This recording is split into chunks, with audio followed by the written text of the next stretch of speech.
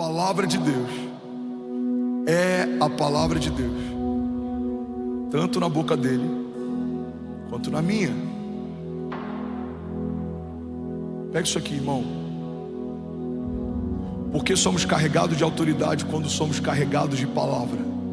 Porque a palavra de Deus continua sendo palavra de Deus, tanto na boca dele quanto na minha. Paulo diz: se um anjo descer do céu e apresentar para vocês um novo evangelho, considerem maldição, anátema. Nada vai ser acrescentado, nada pode ser removido, não pode ser atualizado. A palavra de Deus é perfeita, porque ela não contém Deus, ela é Deus. A palavra de Deus é o próprio Deus. Ela é suficiente, ela é poderosa. Ela liberta cativos, ela quebra cadeias, ela cura enfermos, ela libera destinos, ela ativa promessas, ela libera milagres, ela renova o cansado, ela levanta o abatido, ela livra as famílias que fazem parte do povo de Deus, ela sustenta as promessas que saíram da boca do próprio Deus, ela nos dá direções, ela nos lembra da história, ela nos diz o que não fazer e ela nos mostra para onde estamos indo e o que Deus espera de nós. Ela é a nossa base de segurança, ela é onde devemos ancorar a nossa alma, ela é a base onde devemos sustentar aquilo que cremos. Se aquilo que cremos não corrobora com aquilo que Deus está falando, estamos crendo errado, precisamos nos arrepender. Se aquilo que esperamos não está alinhado com aquilo que Deus está dizendo a nosso respeito, precisamos ressignificar aquilo que estamos esperando, porque aquilo que Deus disse a meu respeito não vai acontecer nos céus, já aconteceu, está estabelecida como uma cláusula pétrea, não pode ser alterado, não é uma democracia, não depende de opiniões de homens, tanto faz se a criação ao meu redor não concorda com aquilo que Deus disse a meu respeito, aquele que prometeu é fiel para cumprir. Se o inferno não está feliz com aquilo que Deus disse a teu respeito, diga então para reclamarem com quem te estabeleceu. Foi ele quem escolheu Davi, o seu pai não escolheria Davi, os seus irmãos não escolheriam Davi, ele foi esquecido, estava abandonado, mas Deus mandou chamar Davi. José foi vendido, foi feito escravo, estava cativo, mas no tempo de Deus, Deus mandou chamar José. Paulo era um perseguidor de igreja, matava cristãos, ele era alguém que estava fazendo algo ruim e tinha mãos sujas de sangue, mas Deus mandou chamar Saulo. Irmão, talvez você em algum momento era a pessoa mais improvável para viver promessas de Deus, carregar ações de Deus, mas a despeito do teu passado, Deus mandou chamar você. E o Deus que chamou é o Deus que sustenta. E o Deus que sustenta é o Deus que faz acontecer aquilo que Ele prometeu que aconteceria. Levante suas mãos em nome de Jesus, declare com autoridade. Diga: o Deus que me chamou me sustenta. Vamos, diga com autoridade, feche teus olhos, diga: o Deus que prometeu é fiel para cumprir. Ele não é homem para que minta, nem filho do homem para que se arrependa. Diga: e a palavra que Deus me deu, diga, é o que vai sustentar a minha alma no dia mau. Diga: mesmo que eu ande pelo vale da sombra da morte, mal nenhum eu temerei, porque tu, Senhor, estás comigo. A tua vara e o teu cajado me consolam.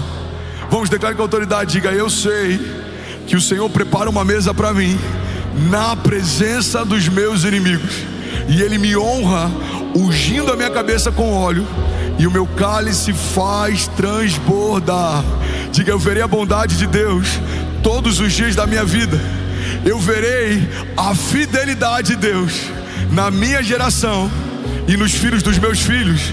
Diga: a cada nova estação, novos milagres, novas promessas, novas vestes, novos níveis de autoridade, novas patentes espirituais. Vamos, alguém comigo, diga: a cada novo deserto, novos aprendizados, raízes mais profundas em Deus. Diga: eu não vou olhar para a esquerda nem para a direita, eu elevo os meus olhos aos montes e eu sei de onde vem o meu socorro. Vamos, igreja, diga: o meu socorro vem do Senhor que fez os céus e a terra. Você pode dar um brado de liberdade no seu lugar? Vamos, será que alguém pode fazer barulho? Aleluia! Aleluia! Fala comigo: a palavra de Deus é a palavra de Deus, tanto na boca dele quanto na minha. Isso não é arrogância, Isso é zelo. Precisamos ter cuidado com aquilo que falamos a partir daquilo que ouvimos, porque a palavra de Deus é a palavra de Deus, tanto na boca dele quanto na minha. Ezequiel 37:4 diz assim: Filho do homem, esses ossos poderão tornar a viver? Eu respondi: ó soberano Senhor, só tu sabes.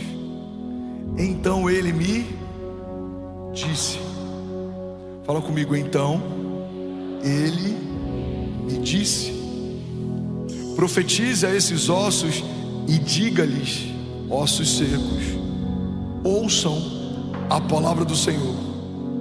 Assim diz o soberano. Irmão, o versículo 4 fala só a respeito do que ouvimos e do que falamos. O profeta ouve de Deus, fala o que ouviu. Diga, filho do homem, diga a esses ossos secos. E aí o profeta se vira para um vale de ossos secos e diz: vale de ossos secos, ouçam o que diz a voz do Senhor. Por que muitas mulheres não ganham seus maridos através do testemunho? Porque ao invés de dizerem o que Deus diz a respeito deles, querem dizer o que elas sentem sobre eles. Por que muitas vezes a gente fere pessoas? Como líder, várias vezes eu preciso lidar com esse desafio, porque muitas vezes ao invés de liberarmos o destino a partir daquilo que Deus diz sobre eles, falamos aquilo que sentimos sobre eles. Por que muitas vezes a gente amaldiçoa aquilo que Deus nos confiou sem perceber? Reclamamos da empresa que um dia oramos para ter, reclamamos de filhos que um dia oramos para gerar, reclamamos de casamentos que um dia oramos para vivenciar. Por quê? Porque quando a gente para de falar o que Deus fala, a gente começa a falar o que a gente sente. E é isso que tem roubado de muita gente o sobrenatural de Deus.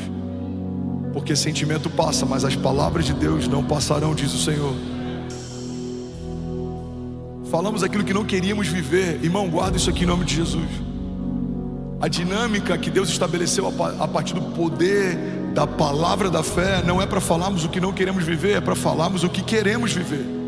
A Bíblia não diz que no princípio criou Deus os céus e a terra era sem forma e vazia, havia escuridão. Então Deus disse: uau, que lugar escuro, e bum, ficou mais escuro. Não. A Bíblia diz que Deus viu escuridão, mas profetizou luz. Ele viu um lugar sem forma e vazio e profetizou o que ele queria ver. Qual é o poder da palavra da fé? Não é para falarmos o que estamos sentindo, é para falarmos o que Deus está falando. Você está comigo? Então a gente vai chegar na empresa na segunda-feira e você não vai falar: cara, eu não aguento mais. Não, você vai falar assim: Senhor, eu creio que ainda essa semana o Senhor vai me surpreender com milagres, sinais e maravilhas. Pai, eu creio que aquilo que o Senhor disse a respeito desse negócio vai se cumprir. Abra as comportas dos céus, libera sobre a minha casa bênçãos sem medidas, de tal maneira que os meus celeiros não comportarão. É o que a gente está vendo na igreja.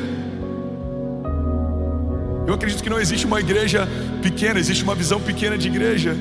Eu sei o que Deus me disse, eu sei o que Deus me mostrou. Eu preciso falar aquilo que eu estou vendo, eu preciso falar aquilo que eu estou ouvindo. Alguns dizem: pastor, você não acha que já está bom? Eu preciso comunicar aquilo que eu ouvi de Deus. Nem começou. Sim, temos desafios, muitos. A gente precisa melhorar no discipulado, a gente precisa melhorar no kids, a gente precisa melhorar na logística, a gente precisa melhorar no parque, a gente precisa... Irmão, mas tudo isso faz parte daquilo que Deus está fazendo. Porque se Deus está mostrando isso para você, é porque Ele espera que você faça parte da solução daquilo que está vendo. Deus está chamando a gente para construir a igreja que a gente sonha. Mas eu vi essa igreja, eu estive lá, eu preguei nesse púlpito.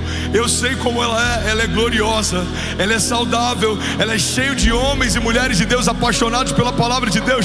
Ela é cheia de caçadores de Deus, aqueles que são famintos por avivamento. Ela tem homens de Deus que são empresários grandes na nação e que entenderam que a maior riqueza é patrocinar um projeto de Deus do que acertar num novo negócio. Irmão, ela é cheia de intercessores que alguns são anônimos, desconhecidos, mas não fazem porque são vistos, fazem porque sabem que foram chamados para fazer. Essa igreja ela é gloriosa, ela tem uma geração de crianças que carregam uma carga profética, ela tem uma geração de jovens e adolescentes cheias da vida de Deus. Ela flui nos louvores, ela ama a palavra, ela flui nos dons, ela crê em milagres, ela não se contenta com aquilo que viveu na estação passada, ela sabe, o Deus que fez no passado vai fazer de novo. Ela sabe que existe mais e ela quer mais.